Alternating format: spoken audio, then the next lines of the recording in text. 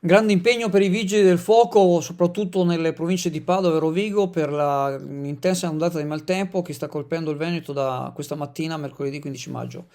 Ci sono segnalazioni di allagamenti in tutta la parte della Bassa Veronese, con particolare riferimento a Roveredo di Gua, nel Vicentino, a Santo Sorso. Due alberi sono stati abbattuti dalla pioggia, ma fortunatamente nessuna persona è rimasta coinvolta. Le piante sono state rimosse poi dai vigili del fuoco di Schio.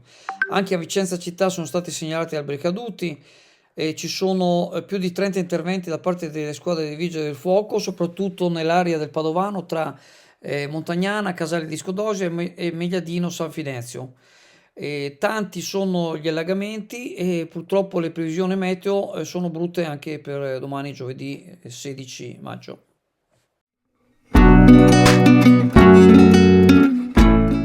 Preparati a gustare le specialità tradizionali e le novità esplosive che potrai trovare all'Indiga. Gelato artigianale anche per l'asporto, per gustarlo in compagnia dove vuoi tu. All'Indiga il gelato da passeggio più gustoso, in cono, coppetta o con lo stecco.